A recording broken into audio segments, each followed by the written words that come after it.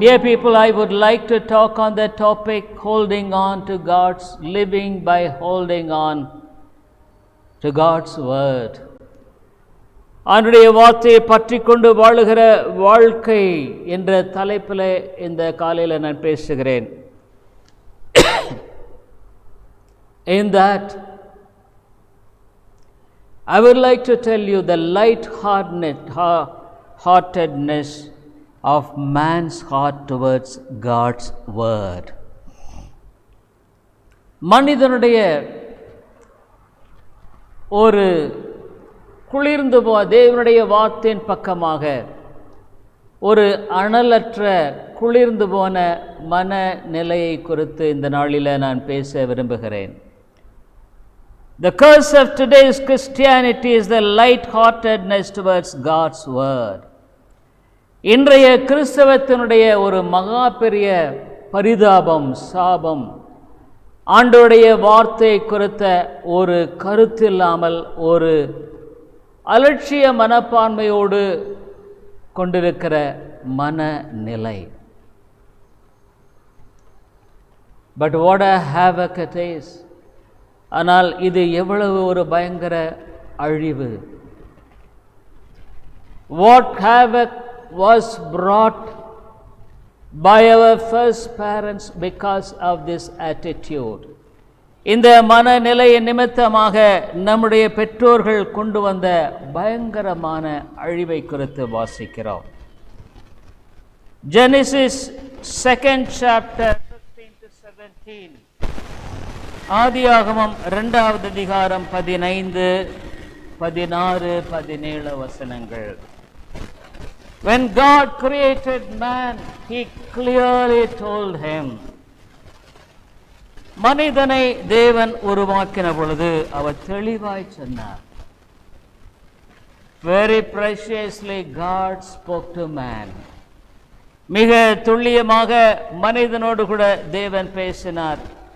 Genesis 2nd chapter 15th verse. And the Lord God took the man and put him into the garden of Eden to dress it and keep it. தேவனாகிய கர்த்தர் மனுஷனை Eden தோட்டத்தில் அழைத்து கொண்டு வந்து அதை பண்படுத்தவும் காக்கவும் வைத்தார். With a great purpose God put man in the garden of Eden. Eden தோட்டத்தில் ஒரு பெரிய நோக்கத்தோடு கூட மனிதனை தேவன் வைத்தார். In order to dress it and keep it, அதை பண்படுத்தவும் காக்கவும் வைத்தார். He was a watchman for the whole garden, for every animal, everything which was created by God. தேவனால் உண்டாக்கப்பட்ட எல்லாவற்றுக்கும் அவன் காவல்காரனாக வைக்கப்பட்டான். The beautiful garden of Eden, அழகான ஏதேன் தோட்டம். Entrusted with a great responsibility. மிகப்பெரிய ஒரு பொறுப்போடு கொடுக்கப்பட்ட நிலை. And God gave a commandment to him. அவனுக்கு தேவன் தாமே ஒரு கட்டளையை கொடுத்தார். He wrote this commandment in his heart. அவனுடைய இருதயத்திலே தேவன் எழுதி வைத்தார். 16th verse 16. And the Lord God commanded the man, saying, of every tree of the garden thou mayest freely eat. தேவனாகிய கர்த்தர் மனுஷனை நோக்கி, நீ தோட்டத்தில் உள்ள சகல விருட்சத்தின் கனியையும் புசிக்கவே புசிக்கலாம். You are free to eat any fruit. எந்த கனியையும் புசிக்கலாம். So many fruits are there which are so tasty and beautiful to look. அழகாக பார்க்கக்கூடிய விதத்தில் காணப்படுகிற சுவையான அநேக கனிகள். You could eat everything. எல்லாம் நீ புசிக்கலாம். But one condition, ஒரே ஒரு நிபந்தனை. 17th verse. But the tree of the knowledge of good and evil, thou shalt not eat of it. For in the day that thou eatest thereof, thou shalt surely die.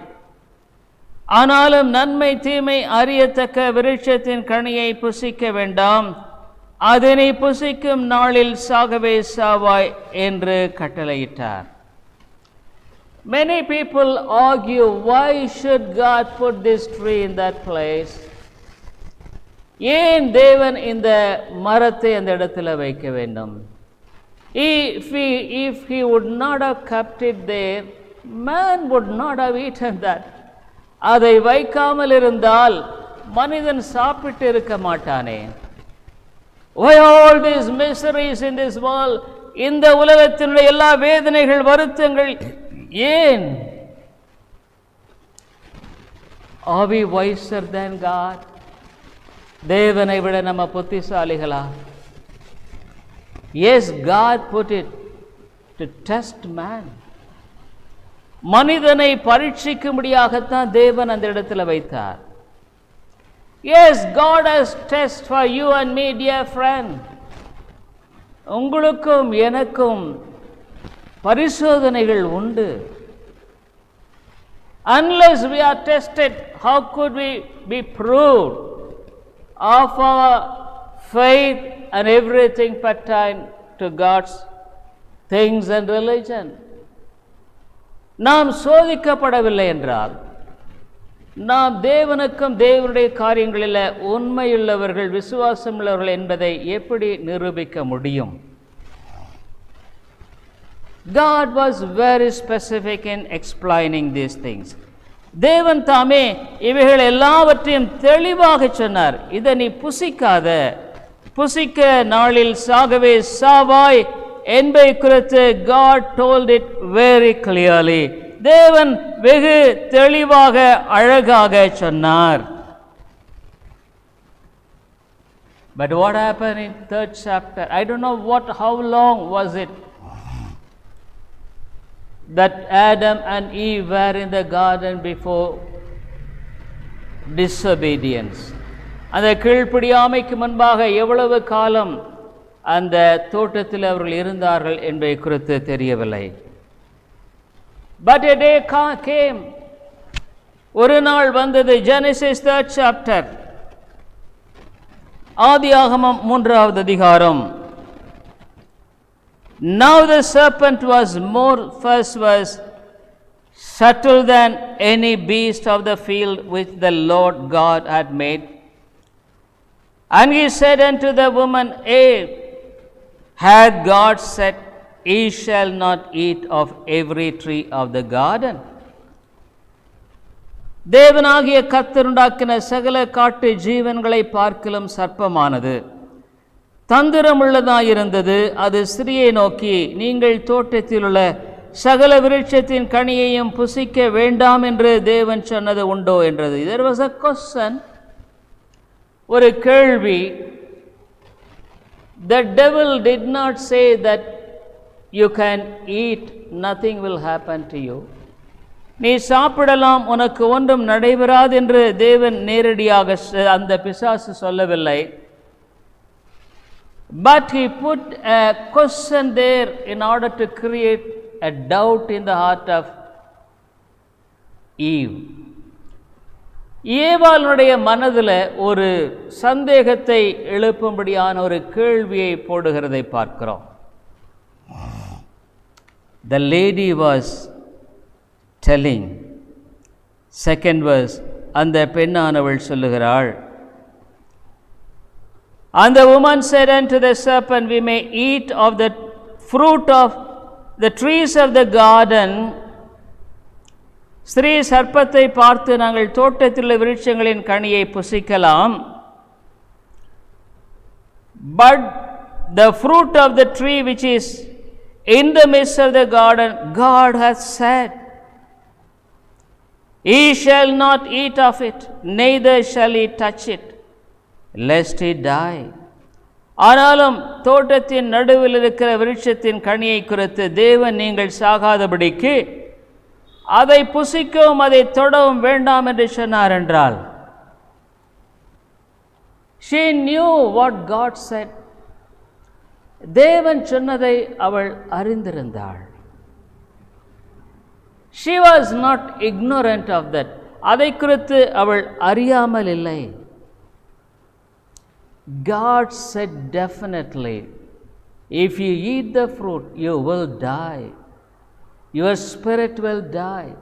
உன்னுடைய ஆத்துமா மரித்து போய்விடும். Dear people, God took the soil and He breathed the breath into that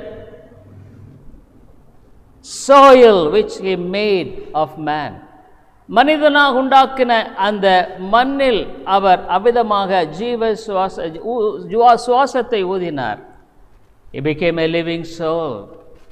So man has two parts, one the body and the other one spirit.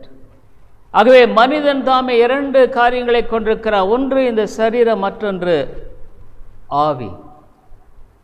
God said, if you eat the fruit, your spirit will die. நீ சாப்பிடுவாயானால் உன்னுடைய ஆவி மரித்து போகும். God is a spirit. தேவன் ஆவியாக இருக்கிறார். So for anything, for communication with God, தேவனோடு தொடர்பு கொள்கிற தொடர்புக்கு, only when the spirit is alive, he could really have communion with God. தேவனோடு உறவு கொள்ள முடியும். God said, Adam and Eve knew what the death of the spirit will be. அந்த ஆவியினுடைய மரணம் என்ன என்பதை அவர்கள் அறிந்திருந்தார்கள். They will be cut off from God. தேவனிடத்திலிருந்து துண்டிக்கப்படுவார்கள். They will be destined to the place where there is no God. தேவன் இல்லாத ஒரு இடத்துல அவர்கள் அவிதமாக அந்த இடத்தில் அனுப்பப்படுவார்கள். They knew that, அதை அறிந்திருந்தார்கள். But dear people, when the devil said, you see the next verse, அடுத்த வசனத்தை பாருங்கள், 4th verse. And the serpent said unto the woman, ye shall not surely die. அப்பொழுது சர்ப்பம் ஸ்திரியை நோக்கி, நீங்கள் சாகவே சாவதில்லை. 5th verse, for God doth know that in the day ye eat thereof, then your eyes shall be opened, and ye shall be as gods, knowing good and evil. நீங்கள் இதை புசிக்கும் நாளிலே உங்கள் கண்கள் திறக்கப்படும் என்றும், நீங்கள் நன்மை தீமை அறிந்து தேவர்களைப் போல் இருப்பீர்கள் என்றும் தேவன் அறிவார் என்றது. The devil told a lie. You will not die. Your spirit will not die. உன்னுடைய ஆத்துமா செத்து போகாது. Dear people, how many Christians today believe the lies of the devil than the truth of God's word? இன்றைக்கு எத்தனை கிறிஸ்தவர்கள் பிசாசினுடைய பொய்யை நம்புகிறார்கள், ஆண்டவருடைய வார்த்தையின் உண்மை தன்மையை நம்புவதில்லை. What a curse it is! இது என்ன ஒரு சாபம்! They could not believe God's word and obey for that. தேவனுடைய வார்த்தை விசுவாசித்து அதற்கு அவர்களால் கீழ்ப்படிய முடிவதில்லை. A light-heartedness towards God's word. தேவனுடைய வார்த்தை குறித்த ஒரு அலட்சிய மனப்பான்மை. Even so-called reformed people, even though they talk about God's word, really speaking, they have a light-heartedness towards God's word. அநேக சீர்திருத்த சத்தியத்தை அறிந்திருக்கிறேன் என்று சொல்லுகிற மக்களும் கூட உண்மையிலே வார்த்தை வார்த்தை என்று பேசுகிறார்கள். ஆனால் அவருடைய வாழ்க்கையில் தேவனுடைய வார்த்தையை குறித்த ஆழமான ஒரு பயபக்தியை கொண்டவர்களாக அவர்கள் வாழவில்லை. They pretend, அவர்கள் நடிக்கிறார்கள். They are one way I could say they are hypocrites. ஒரு விதத்தில் நான் சொல்லுகிறவர்கள் மாயமாலக்காரர்கள். Ignorance of what the God's word teaches. தேவனுடைய வார்த்தை என்ன போதிக்கிறது என்பதை அறியாமை. Saying that they know God's word but being fools in God's word's reality. தேவனுடைய வார்த்தை அறிந்திருக்கிறேன் என்று சொல்லியும் மதிகேடனாக இருக்கிறார்கள். Oh dear people who tell you yourself, reform yourself in your thinking. சீர்திருத்தவாதி என்று சொல்லுகிற உன்னை நீ சீர்திருத்தம் பண்ணு.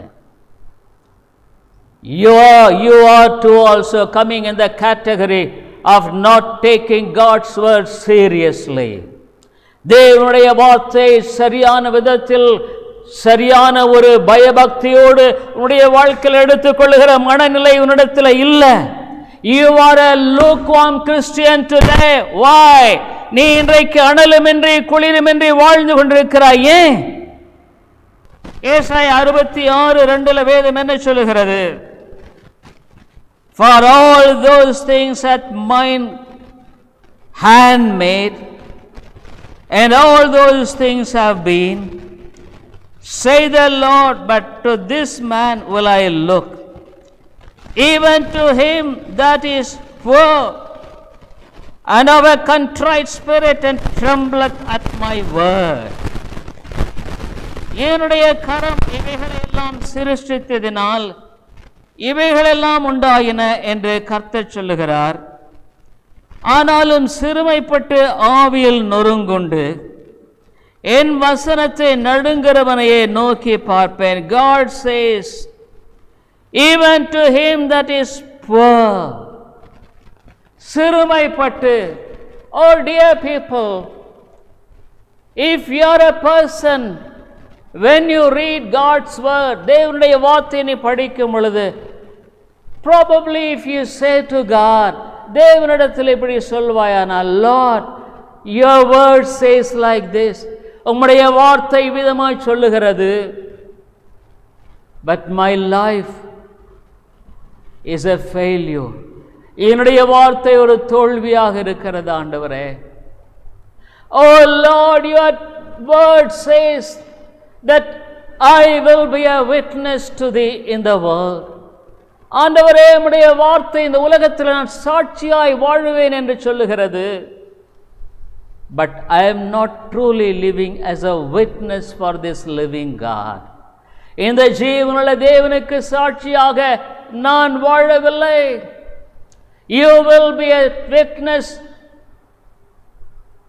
in your home, வீட்டில், in Samaria, and to the uttermost parts of the world, உலகத்தின் கடைசி பரியந்தம். Oh God, thy word says, but how poor I am. ஆண்டவரே, நான் எவ்வளவாக மோசமாக இருக்கிறேன். I don't have desire for God. தேவனுக்காக எனக்கு வாஞ்சை இல்லை. I have a desire for the world. உலகத்துக்காக வாஞ்சை இருக்கிறது. I pretend to be a good Christian. ஒரு நல்ல கிறிஸ்தவனை போல நடிக்கிறேன். I talk like a good Christian. ஒரு நல்ல கிறிஸ்தவனை போல நான் பேசுகிறேன். But inwardly I am so wretched. ஆனா உள்ளேயோ நான் ஒரு நிர்பந்தமான மனிதன். My heart and soul is dead. என்னுடைய இருதயம், என்னுடைய ஆத்துமாவானது செத்து போன நிலையில் இருக்கிறது. Lord, help me. ஆண்டவரே, எனக்கு உதவி செய்யும். That's what Bible says, சிறுமைப்பட்டு. Dear people, that is the attitude of taking God's word seriously. தேவனுடைய வார்த்தையை கருத்தோடு எடுத்துக்கொள்வது அதுதாங்க. Here God says, when he reads the word of God, தேவனுடைய வார்த்தையை படிக்கும் பொழுது, when he hear God's word, தேவனுடைய வார்த்தையை கேட்கும் பொழுது, his heart is broken, இருதயம் உடைபடுகிறது. Lord, I am a failure. ஆண்டவரே, நான் ஒரு தோற்று போன மனிதனாய் காணப்படுகிறேன். I am a hindrance to my own people. என்னுடைய சொந்த ஜனங்களுக்கு நான் ஒரு தடையாய் காணப்படுகிறேன். I could not prove the power of God in my life. தேவனுடைய வல்லமை என்னுடைய வாழ்க்கையில நிரூபிக்க முடியவில்லை. I don't have desire to pray. ஜெபிக்க எனக்கு வாஞ்சை இல்லை. I don't have desire to read God's word. தேவனுடைய வார்த்தையை படிக்கிற வாஞ்சை இல்லை. Even though I read it, it is a mechanical reading. நான் படித்தாலும் இது ஒரு கடமைக்காக படிக்கிற ஒரு காரியம். When the devil spoke to Eve, பிசாசு ஏவாளிடத்தில் பேசின பொழுது, she was not serious about God's word. ஆண்டவருடைய வார்த்தை கொடுத்து ஐயோ இப்படி சொல்லியிருக்காரே என்று அவள் பயப்படல. What a casual attitude she was exhibiting here. என்ன ஒரு அற்பமான மனநிலையை, ஒரு சாதாரணமான மனநிலையோடு கூட பேசுகிறார். As soon as the devil told a lie, பிசாசு பொய்ய சொன்ன உடனே she was ready to disobey. அவள் கீழ்ப்படிய ரொம்ப ஆயத்தமாக இருந்தாள்ங்க. I tell you how many times every day you are being deceived by the devil. ஒவ்வொரு நாளும் எத்தனை முறை பிசாசினாலே நீ வஞ்சிக்கப்பட்டு போய் கொண்டிருக்கிறாய். Every day he tells some lie, this or that. ஒவ்வொரு நாளும் ஏதாவது ஒரு பொய்யை சொல்றான். You immediately try to grasp it. அதை நீ பிடித்துக் கொள்ளும்படியாக ஆயத்தமாயிருக்கிற. My dear friend, I doubt your salvation. உன்னுடைய ரட்சிப்பை குறித்து நான் சந்தேகப்படுகிறேன். I doubt if you die like this, you will cry like this rich man. ஐயோ இந்த அக்கினியில வேதனைப்படுகிறேனே.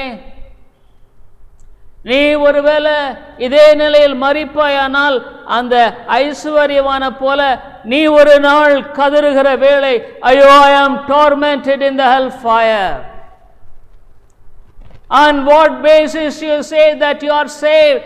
என்ன விதத்தில் ரட்சிக்கப்பட்டிருக்கிறன்னு சொல்ற?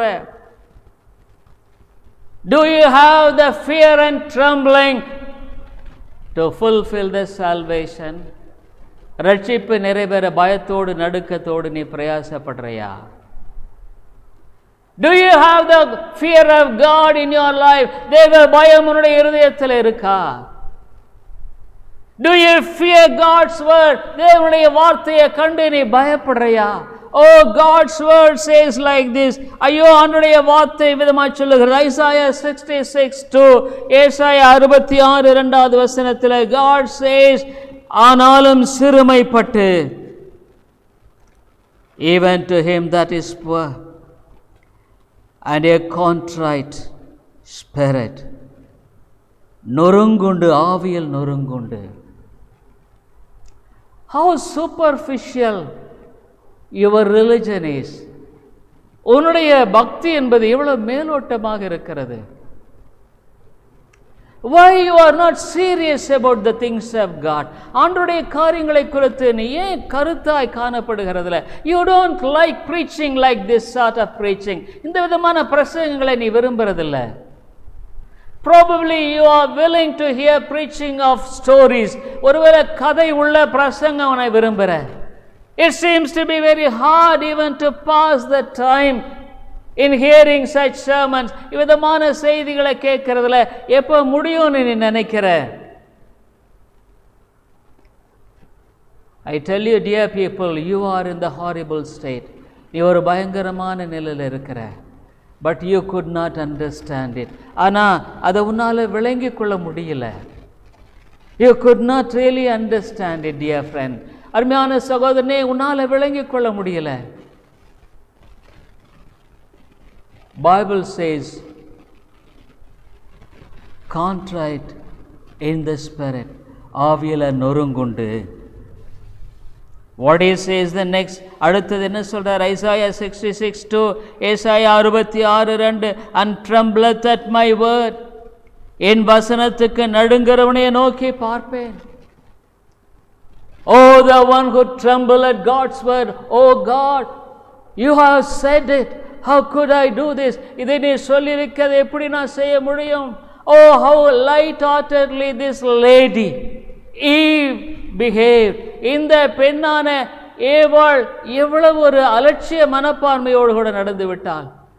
Probably if she would have really serious about what God said, தேவன் சொன்னதை குறித்து அவ்வளவு கருத்தாக அவள் இருந்திருப்பாரானால், She would have been trembling when she heard the lie of the devil. பிசாசுடைய காரியத்தை கேட்ட பொழுது அவள் நடுநடுங்கியிருப்பார். ஐயோ, if I disobey God, தேவனுக்கு நான் கீழ்ப்படியாமல் போவேனானால் what will happen? என்ன நடக்கும்? What will happen to my generation? என்னுடைய சந்ததிக்கு என்ன நடக்கும்? Dear people, God didn't hide it from them. What will happen if they eat the fruit? அந்த கனியை புசிச்சா என்ன நடக்கும்ன்ற தேவன் மறைச்சு வைக்கல. God didn't hide it, dear friend. தேவன் மறைக்க வைக்கல. God has been very clear to you in exposing what will happen to you if you are not serious about God's word. தேவனுடைய வார்த்தை குறித்து கருத்தாயுடைய வாழ்க்கையில நீ வாழவில்லை என்றால் என்ன நடக்கும் என்பதை தேவன் உனக்கு தெளிவாய் இந்த வசனத்தில் சொல்லி இருக்கிறார். God has said, தேவன் சொல்லி இருக்கிறார். Bible says, என்னுடைய ஜனங்களோ அறிவில்லாமையினால் சங்காரமாகிறார்கள். My people are being destroyed because of ignorance. What type of ignorance? என்ன விதமான அறியாமை? Ignorance of God's word. தேவனுடைய வார்த்தையின் அறியாமை. Even though saying I know God's word, தேவனுடைய வார்த்தை அறிந்திருக்கிறேன் என்று சொன்னாலும் really speaking, true ignorance is not there. True ignorance only is there. உண்மையான மதியனம் தான் அங்க இருக்கு. Oh, this lady, she never trembled. அவள் நடுங்கல. She was not broken in heart. What a casual way she was behaving. என்ன ஒரு பயங்கரமான நிலையில் இவள் தாமே நடந்து கொள்ளுகிறதை பார்க்கிறோம். I tell you, dear people, I am afraid that you are of the same sort even today. ஒருவேளை இன்றைக்கு உன்னுடைய மனநிலை அவிதமாக இருக்கிறதோ என்பதை குறித்து நான் பயப்படுகிறேன். In spite of hearing God's word, தேவனுடைய வார்த்தையை கேட்டாலும் what happened? Genesis 3rd chapter. ஆதியாகமம் 3வது அதிகாரத்தில் பார்க்கிறோம். What a sad thing. என்ன நடக்கிறதை குறித்து நான் பார்க்கிறோம். ஆதியாகமம் 3வது அதிகாரத்தில் when the devil told, பிசாசு சொன்ன உடனே she was able to believe the lie. பொய் அவளால நம்ப முடியுதுங்க. I tell you, the great deception of Christian society today is that they are able to believe the lie of the devil and they are not able to believe the truth of God's word. இன்றைய கிறிஸ்தவத்தினுடைய பயங்கர காரியம் என்னவென்றால் பிசாசு சொல்லுகிற பொய்யை அவர்களால் நம்ப முடிகிறது, ஆண்டவருடைய சத்தியத்தை அவர்களால் நம்ப முடியல. Oh dear people, the Lord Jesus Christ was very firm in what the God's word is. தேவனுடைய வார்த்தை என்பது எவ்விதமானது என்பதை குறித்து அங்கே இவ்விதமாக சொல்லப்பட்ட காரியத்தில். But still, dear people, what a casual attitude she was explaining. எவ்வளவு ஒரு பரிதாபமான மனநிலையை அவள் வெளிப்படுத்துகிறாள். I tell you, dear people, what a great fall it was.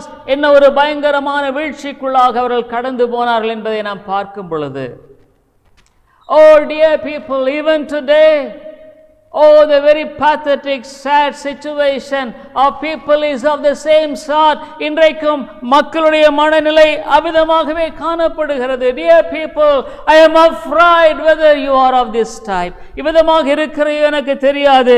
You see what happened in 6th verse. அங்கே 6வது வசனத்தில் we see the deception of the devil, how it operated in her life. அவருடைய வாழ்க்கையிலே எவ்விதமாய் செயல்பட்டது என்பதை குறித்து நாம் பார்க்கிறோம். 6th verse, and when the woman saw that the tree was good for food and that it was pleasant to the eyes and a tree to be desired to make one wise, she took of the fruit thereof and did eat and gave also unto her husband with her, and he did eat அப்பொழுது ஸ்திரியானவள் அது விருட்சம், அந்த விருட்சம் புசிப்புக்கு நல்லது. It's good. Your reasoning seems to be good for you and your family. நீ உன்னுடைய யோசனை உனக்கும் குடும்பத்துக்கு நல்லதா இருக்குன்னு நினைக்கிற. You have never gone to God to pray, Lord, what is your will for this? தேவனிடத்தில் போய் ஆண்டவரே இதில் என்ன சித்தம் என்று நீ கேட்கல.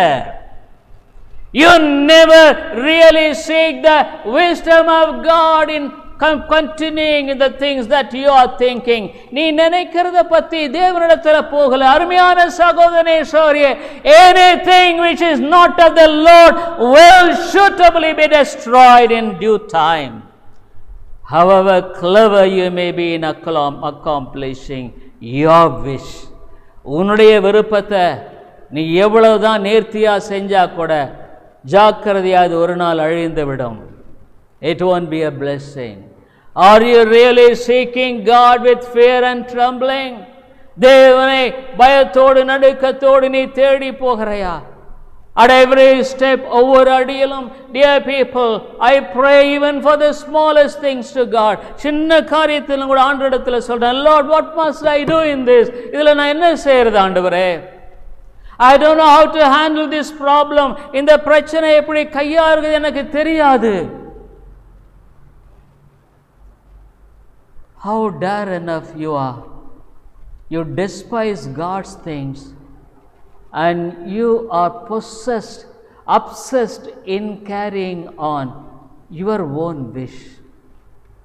நீ ஆண்டவருடைய காரியங்களை அலட்சியப்படுத்திட்டு நீ விரும்புகிற செய்யறதுல ரொம்ப தீவிரமா இருக்கிற. Go ahead, po. Go ahead as long as you have strength. Go ahead, po. That's why God says, ஆண்டவர் அதான் சொல்றாரு, நீ இப்படிதான் செய்வேன்னு சொல்லி போறையா, போப்பா. In Revelation what Bible says, வெளிப்படுத்தின விசேஷத்தில் ஆண்டவருடைய வார்த்தை என்ன சொல்லுகிறது? Dear people, this is a great warning. இது மிகப்பெரிய ஒரு எச்சரிப்பு. And Revelation last chapter, வெளிப்படுத்தின விசேஷம் கடைசி அதிகாரத்தில் அவருடைய வார்த்தை விதமாய் சொல்லுகிறது, before he completing his word, அவருடைய வார்த்தையை முடிப்பதற்கு முன்பாக அவர் சொல்லும்படியான காரியம் இதுவாக இருக்கிறது. Revelation 22, இவர் வெளிப்படுத்தின விசேஷம் 22வது அதிகாரத்தில் 10th verse 10வது வசனம், பின்னும் அவர் என்னை நோக்கி, இந்த புஸ்தகத்தில் தீர்க்கதரிசி வசனங்களை முத்திரை போட வேண்டாம். Don't seal it. Don't seal it. இது தெரியாதபடிக்கு மறைக்கப்பட்டதாக ஒன்றாக இருக்க வேண்டாம். And he said unto me, seal not the sayings of the prophecy of this book, for the time is at hand. 11th verse, he that is unjust, let him be unjust still. And he which is filthy, let him be filthy still. And he that is righteous, let him be righteous still. And he that is holy, let him be holy still. அநியாயம் செய்கிறவன் இன்னும் அநியாயம் செய்யட்டும், அசுத்தமாயிருக்கிறவன் இன்னும் அசுத்தமாயிருக்கட்டும், நீதியுள்ளவன் இன்னும் நீதி செய்யட்டும், பரிசுத்தமுள்ளவன் இன்னும் பரிசுத்தமாகட்டும். God says, அநியாயம் செய்யறியா, செய்ய. Do you want to be unjust to God's word? அவனுடைய வார்த்தைக்கு அநீதியா நீ வாழ விரும்புகிறியா? Go ahead, no problem. போப்பா, போ. உன் சொந்த வழியில தான் நடப்பேன்னு போறியா? போ. You want to go in your own way? Go ahead, no problem. But if you are righteous, நீதி உள்ளவனா இருந்தா, do you seek righteousness more and more in your heart? உடைய வாழ்க்கையில இன்னும் அதிகமாக நீதியை தேடுறையா? Are you growing more in seeking God? தேவனை தேடுறதுல அதிகமா வளர்ந்துட்டு இருக்கிறையா? Are you really growing in the things of God than the day before? நேற்றை விட ஆவிக்குரிய காரியங்களில் வளர்ந்து கொண்டிருக்கிறையா? How much you are possessed with the world? உலகத்தினால் எவ்வளவு பீடிக்கப்பட்டிருக்கிற. money, money, money. பணம் பணம் பணம். Let there be a curse on your money. உன் பணத்தின் பேர்ல சாபம் விழட்டும்.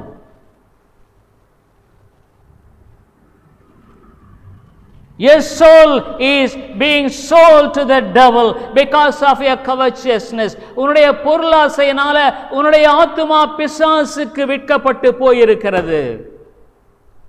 Because of your covetousness, your soul is under the dominion of the devil. பிசாசுனுடைய ஆதிக்கத்துக்கு உன்னுடைய ஆத்துமானது விற்று போயிருக்கிறது. 12th verse 12வது வசனம். And behold, I come quickly, and my reward is with me, to give every man according to his work shall be. இதோ சீக்கிரமாய் வருகிறேன், அவனவனுடைய கிரியைகளின்படி அவனவனுக்கு நான் அளிக்கும் பலன் என்னுடனே கூட வருகிறது. I come quickly. இதோ சீக்கிரமாய் வருகிறேன். I am Alpha and Omega, the beginning and the end, the first and the last. நான் அல்பாவும் ஒமேகாவும் ஆதியும் அந்தமும் முந்தினவரும் பிந்தினவருமாய் இருக்கிறேன். You don't have a concern about your family. உடைய குடும்பத்தை குறித்து உனக்கு அக்கறை இல்லை. You don't fear whether my son or daughter is truly saved or not.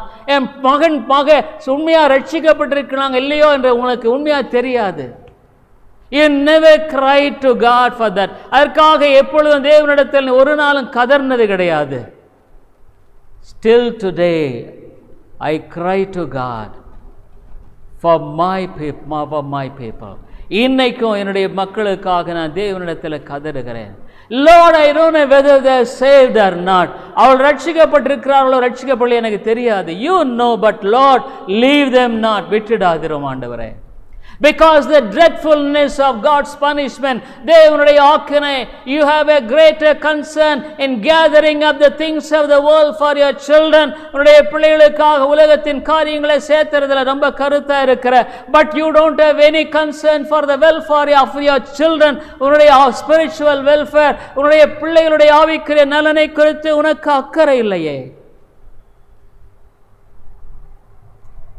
You don't weep in God's presence because you are not serious about God's word. அவருடைய வார்த்தை குறித்த ஒரு ஆழமான ஒரு தாக்கம் உன்னில இல்லைங்க. I am very seriously telling you have no real concern on seriousness of God's word. தேவனுடைய காத்தை குறித்து நீ நம்பல. You don't even believe in hell and heaven. நீ பரலோக மோட்சத்தை நம்புறதில்லை. Truly speaking, because you are not serious about the word of God. தேவனுடைய வார்த்தை குறித்த ஒரு ஆழமான எண்ணம் உன்னுடைய வாழ்க்கையில் இல்லாததுனால you don't believe in hell and heaven. பரலோக மோட்சங்கிறது எல்லாம் நீ நம்புறதில்லை. You are a half-baked Christian. ஒரு அரைவேக்காடு கிறிஸ்தவன் நீயே. So you have no seriousness of God's word. அவனுடைய வார்த்தை குறித்த உன்னுடைய வாழ்க்கையில அதை குறித்த அக்கறை உன்னுடைய வாழ்க்கையில இல்லை. But what God says, தேவனுடைய வார்த்தை என்ன சொல்லுது? Matthew Gospel 24:35, மத்தேயு 24வது அதிகாரம் 35வது வசனத்துல, Heaven and earth shall pass away, but my word shall not pass away. இந்த வானம் பூமியும் கூட மறைஞ்சிடலாம், ஒளிந்து போகலாம், ஆனா என் வார்த்தை ஒரு காலம் ஒழிந்து போகாது. ஒரு எழுத்தாகலும் ஒரு எழுத்தின் ஒரு பாகலும் ஒழிந்து போவதில்லை. Not even a single dot of my word will pass away. Dear people, if you are not serious, உன்னுடைய வாழ்க்கையில அவனுடைய வார்த்தை குறித்து ஒரு ஆழமான தாக்கத்தோடு நீ வாழலைன்னா, I would like to explain it before concluding. நான் முடிக்கிறதுக்கு முன்னால் உன்னுடைய நிலையை குறித்து நான் வேதத்தில் காமிக்கிறேன். This is the reality of your soul. இதுதான் உன்னுடைய ஆத்மாவின் உண்மையான நிலை. I don't want to blame you. உன்னை நான் குற்றம் சாட்ட விரும்பல. ஆனா ஆண்டவர் சொல்லும்படியான காரியம் இதுவாகவே இருக்கிறது. இங்கே விதமாக இருக்கிறது. Oh, God says, this is the thing that God is saying. உன்னுடைய வாழ்க்கையில் ஆண்டவர் சொல்லுகிறது இதுதான். உன்னுடைய வாழ்க்கை நீ யார் தெரியுமா? Who are you? Revelation 3rd chapter 15 and to 19. வெளிப்படுத்தின விசேஷம் 3வது அதிகாரம் 15-19 வசனங்களில் வாசிக்கிறோம். I know thy works God knows everything of you, my dear friend. உன்னுடைய எல்லாவற்றையும் தேவன் அறிந்திருக்கிறார். I know thy works, உன்னுடைய கிரியைகளை அறிந்திருக்கிறேன். And thou art neither cold nor hot. I would thou wert cold or hot. நீ குளிருமல்ல அனலுமல்ல, நீ குளிராவது அனலாயாவது இருந்தால் நலமாயிருக்கும். You are almost backsliding today. இன்றைக்கு நீ ஆவியில பின்வாங்கி போய் கொண்டிருக்கிறாய். You don't have the zeal for God. தேவனுக்கான வைராக்கியம் இல்ல. You don't have zeal for holding God's word. அவருடைய வார்த்தையை பிடிக்கிறதுல வைராக்கியம் இல்ல. You don't have zeal to go and cry out to God for the things of God. அவருடைய காரியங்களுக்காக போய் நீ சமூகத்தில் உன்னுடைய வாழ்க்கையில கதறக்கூடிய காரியம் இல்ல. You are cold, neither cold nor warm. Oh dear people, Bible says நீ குளிரும் அல்ல அனலும் இல்லை. What God says 17th verse 17வது வசனத்தில், because thou sayest I am rich and increased with goods and have need of nothing, and knowest not that thou art wretched and miserable and poor and blind and naked. ஆண்டவர் உன்னை பற்றி என்ன சொல்றார் தெரியுமா? What God says about you, do you know that? நீ நிர்பாக்கியம் உள்ளவனும்.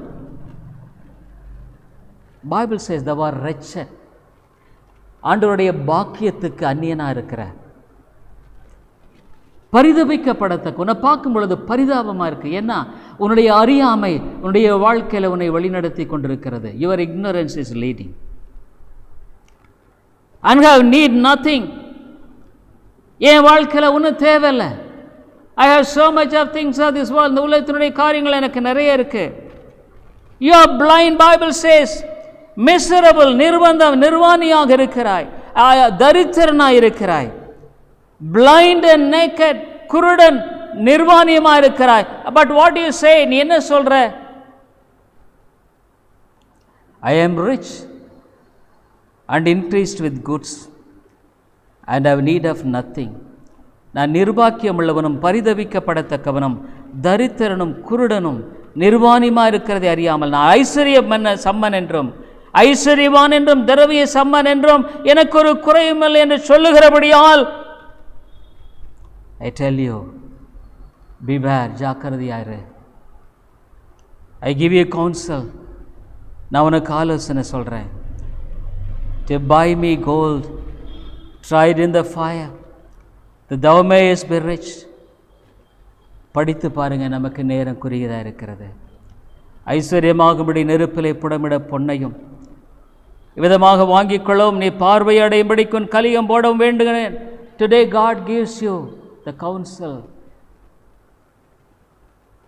and as many as I love I rebuke and chasten.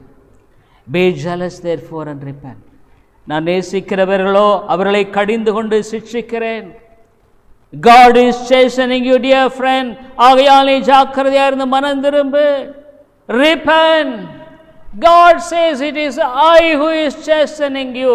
நான் தான் உன்னை இவ்விதமாக கடிந்து கொண்டு சிட்சிக்கிறேன். Don't think that it has come automatically. தானா வந்துருச்சுன்னு நினைக்காது. It is God's chastisement for you. தேவன் உனக்கு கொடுத்திருக்கிற சிட்சை இது. So that you will turn to God.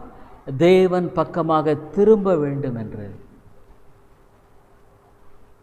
Dear people, truly is taking God's word seriousness is something different than what we live today.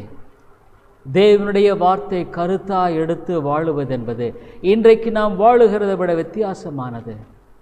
I tell you, if you are really serious about what the thing God has spoken to you this morning, இந்த காலையில் ஆண்டவனோடு கூட பேசின காரியத்தை குறித்து நீ கருத்தாய் ஜாக்கிரதையாக இருப்பாயானா, you will go and kneel down before God telling, Lord, forgive me. நீ போய் தேவனுடைய சமத்திலே முழங்கால் படியிட்டு நீ சொல்லக்கூடிய முதலாவது காரியம், Lord, forgive me. ஆண்டவரே என்னை மன்னியும். Lord, forgive me. Give me an understanding to take God's word seriously. அவனுடைய வார்த்தையை கருத்தாய் எடுத்துக்கொள்ளுகிற அந்த விளங்குதல் எனக்கு தாரும். I am cooled down now spiritually. ஆவிக்குரிய வாழ்க்கையில குளிர்ந்து போயிட்டான் ஆண்டவரே. I don't have desire in my heart for the things of God. அவனுடைய காரியங்களுக்கு எனக்கு வாஞ்சை இல்லை. Truly speaking, even though I appear to be religious, உண்மையான ஒரு பக்திக்குரிய தோற்றத்தை நான் கொண்டிருந்தாலும், truly I am completely cooled down. நான் என் இதயத்தில் குளிர்ந்து போயிட்டேன் ஆண்டவரே. Lord, forgive me. ஆண்டவரே என்னை மன்னியும். You will cry like Jacob. யாக்கோபை போல நீ கதறுவாய். Unless you revive me again. ஆண்டவரே நீர் என்னை உயிர்ப்பித்தால் என்றே I will never leave you. உம்மை நான் போக விட. Every second of my deadness of soul, என்னுடைய ஆத்துமாவில் ஒவ்வொரு சார்ந்த துளி நேரமும் என்னுடைய ஆத்துமாவில் காணப்படுகிற மரணமானது, ஐயோ, will it continue in my life until my death? ஒருவேளை மரணம் மட்டுமா இது இப்படியே போயிருச்சுன்னா, what will happen to me? எனக்கு என்ன நடக்கும்? What will happen to my family? என்னுடைய குடும்பத்துக்கு என்ன நடக்கும்? Lord, you have given enough time and enough warning. நீ அல்ல சகல நேரத்தையும் எச்சரிப்பை நீர் கொடுத்தோம். They didn't take seriously thy word. உம்முடைய வார்த்தையை நான் கருத்தாய் எடுத்துக்கொள்ளல ஆண்டவரே.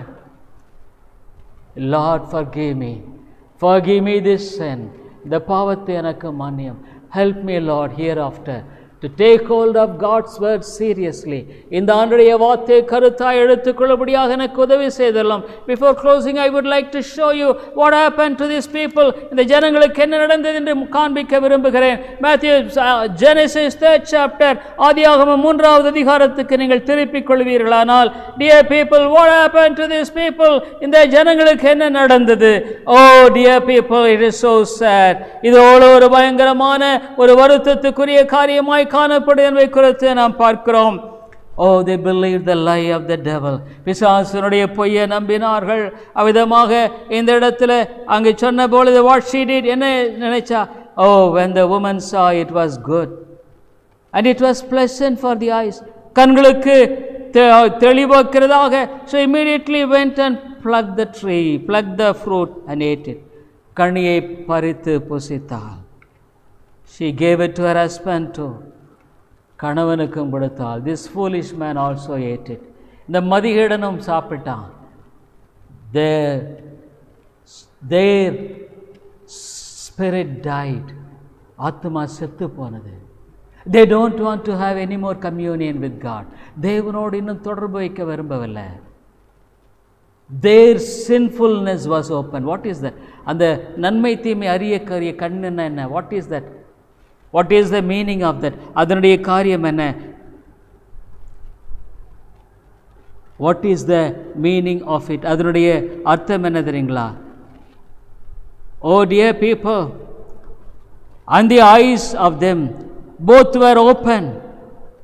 They knew that they were naked, and they sewed fig leaves together and made themselves a prawn.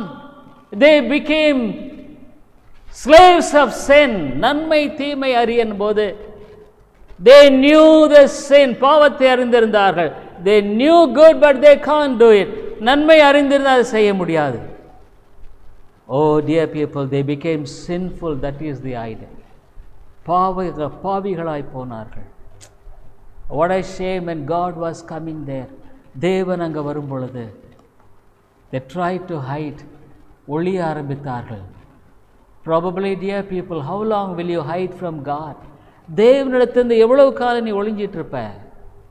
How long will you go and hide in your own ways? உன்னுடைய சொந்த வழியில் எவ்வளவு நாள் ஒளிஞ்சிட்டு இருப்ப? In your own wisdom, உன்னுடைய ஞானத்தில். Come, God is calling you. தேவன் உன்னை அழைக்கிறார். Repent of your sins of ignoring God's word. தேவனுடைய வார்த்தை அலட்சியமாக எண்ணுகிற காரியத்தை விட்டு மனம் திரும்பு. Repent. God will have mercy on us. தேவன் இரக்கத்தை கொண்டிருப்பார். Let's pray. ஜெபிப்போம். Our Heavenly Father, is it not too serious not take God's word seriously தேவனுடைய வார்த்தை கருத்தாய் அதனுடைய ஜாக்கிரதையோடு எடுக்காதது ஒரு பயங்கரமான காரியம் இல்லையா? Help us Lord. ஆண்டவரே எங்களுக்கு உதவி செய்யும். இயேசுவின் நாமத்தில் ஜெபிக்கிறோம் நல்ல பிதாவே, ஆமென். I hope the Lord is blessing you through this preaching of God's word, and we are glad to inform you that you could contact me over my mobile phone and WhatsApp number 9842767184 and my email ID davidilongo100@gmail.com davidilongo100@gmail.com. Thank you very much. கிறிஸ்துவுக்குள் அன்பானவர்களே, நீங்கள் தொடர்ந்து இந்த தேவ செய்திகள் மூலமாக ஆசீர்வதிக்கப்பட்டு வருகிறீர்கள் என்று நாங்கள் நம்புகிறோம். எங்களுடைய ஞாயிறு ஆராதனை காலை 10:30 மணிக்கு இந்திய நேரப்படி, மாலை 6:30, ஒவ்வொரு புதன்கிழமை மாலை 6:30 மணிக்கு வேத ஆராய்ச்சி கூட்டம் உண்டு. இந்த கூட்டங்களில் நீங்கள் ஆன்லைனில் கலந்து கொள்ள உங்களை அன்போடு கூட அழைக்கிறோம்.